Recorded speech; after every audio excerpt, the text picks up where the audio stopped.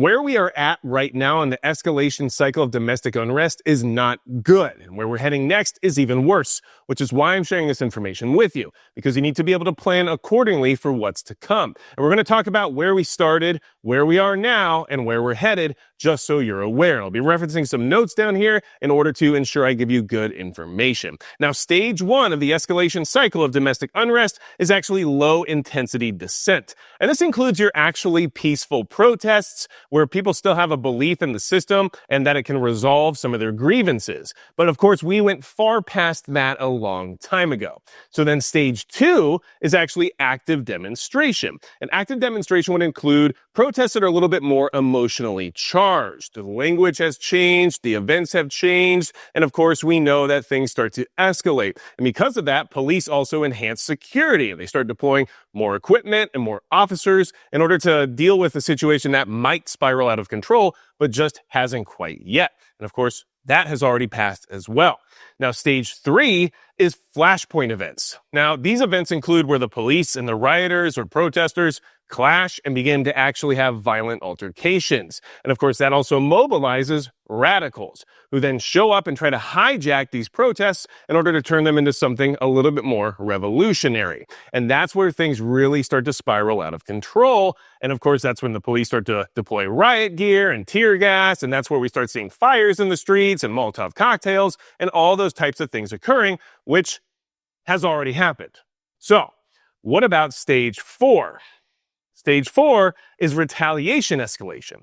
Now, that's where we have violent acts start to reciprocate other violent acts. So one of the protesters gets hurt, so those protesters / rioters start to do more violent acts against the police. And because of that, the police step up their measures and start using a little bit higher end equipment or start cracking down a little bit more aggressively, and that continues to cycle and eventually spiral. And that is, of course, an issue. This also is where moderates begin to withdraw from these movements. So if there were any moderates in the protesting movement that was occurring, or if there was any moderates left within the actual grievances that were being displayed originally, they tend to leave because now things have gone past what they originally intended, and now things have become violent and they no longer want to participate. So that has also already happened. Now, stage 5 is even more terrible and more indicative of where we are now, but has also already happened. Targeted violence, okay? Now, this is where unrest starts to become insurrection. And that's where things move past the point of reasonable protest movements and into the point of actual insurrectionist activities. And in these situations, this targeted violence targets infrastructure, leaders, and government buildings, and anything else along those lines, anything that's perceived to be aligned with the opposing viewpoint, right?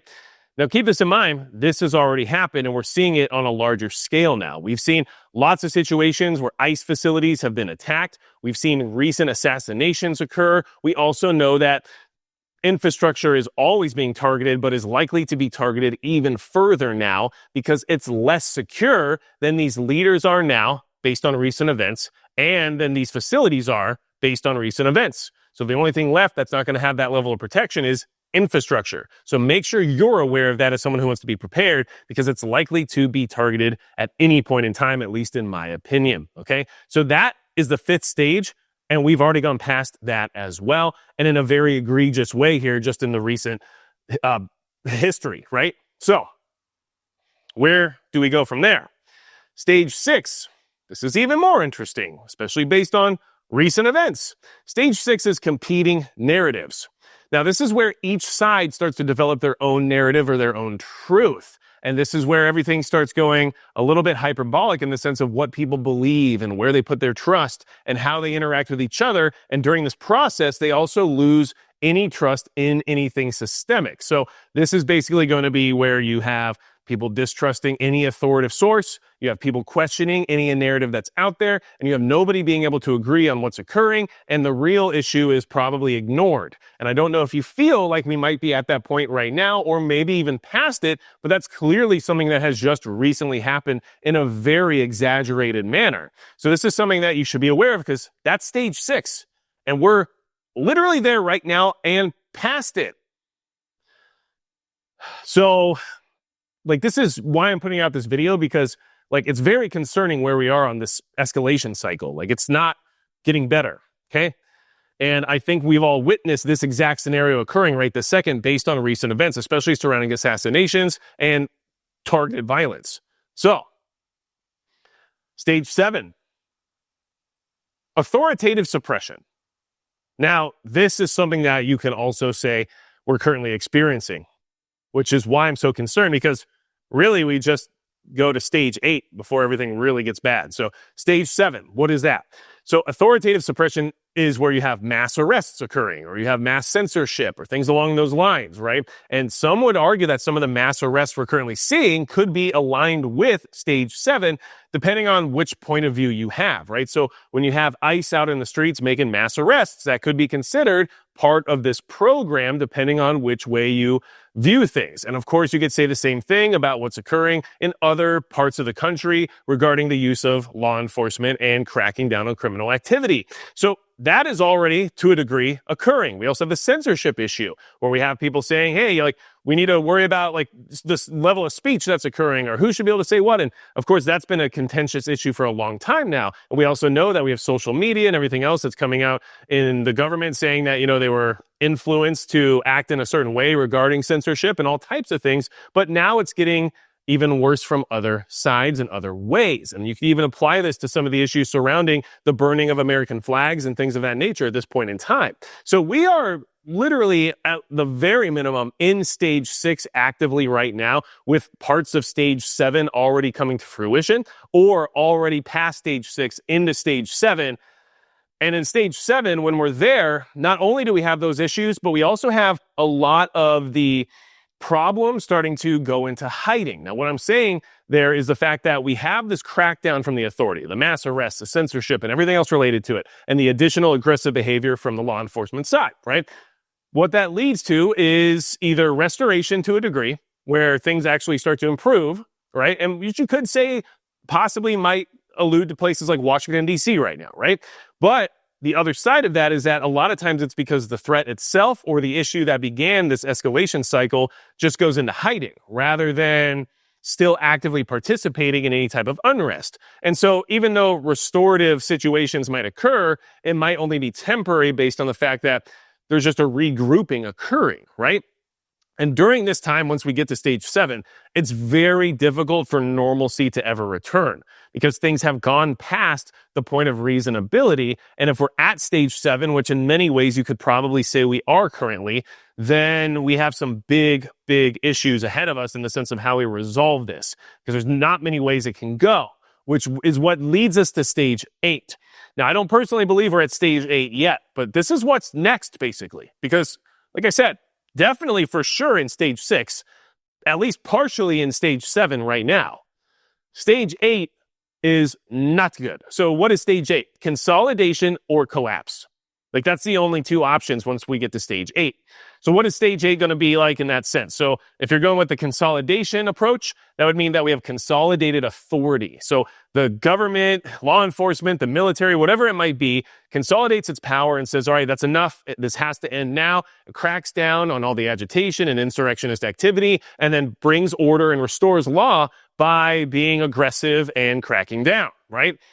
A lot of times what this does is it moves the dissent underground, which generally brings a level of peace and calm back to the street level, but leads to additional radicalization and discontent in an underground way, which we all know how that works, especially after fighting all of the never-ending wars in the Middle East, that a lot of these people do show up every so often and let you know that they're still upset.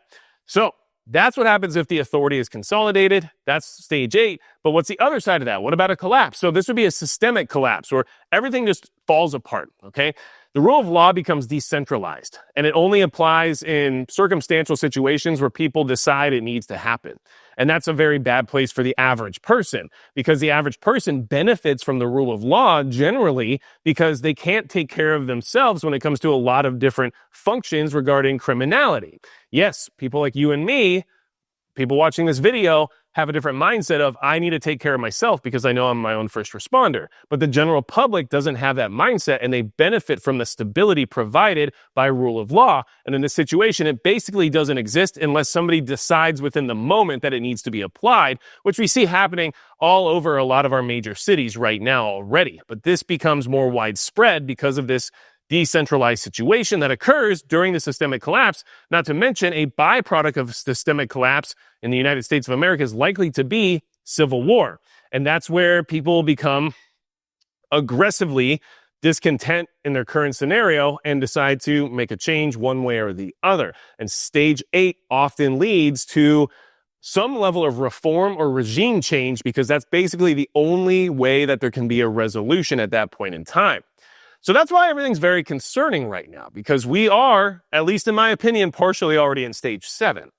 So how does this go? Well, stage 7, since we're already there, the best we can kind of hope for right now is some level of restorative law and restorative justice in the sense of criminal crackdown, and that the problematic portions of the population decide to back off and maybe go into hiding. I don't think that's like the best case scenario, but that might be the best thing we can hope for, which is obviously not great. So you need to get ready.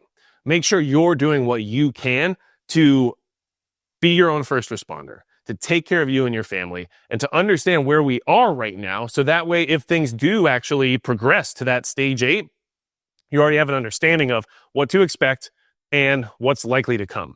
And that's why I wanted to make this video. Not necessarily anything super in-depth. I could have given you tons of historical references, but I thought that would have gotten boring over the course of this video, and they are out there. So if you want to look up some historical references that basically shows all these stages happening in the timeline that I just shared with you, you can easily do that. Now, of course, if you want to support the channel, make sure you hit the subscribe button down below because it does help quite a bit. And there's other ways you can support the channel by visiting magicprepper.com or going into the description as well as in the pinned comment. I'm going to end this video with a advertisement for a nonprofit organization that I am already a part of and that I highly support because it goes into what some of this could actually look like if we don't be a little bit more proactive. And it's a Task Force 70 Foundation where we help small town and rural police officers get additional education and training that they lack. And a big part of that training is constitutional principles, which are going to be absolutely required if we have that stage 8 scenario where the law becomes decentralized. Because in that situation, we need the people who do enforce the laws that still exist at that point to do it through a constitutional lens, or else everything will fall apart as we know it. So please consider supporting the Task Force 70 Foundation, and that's going to be it for Magic Prepper.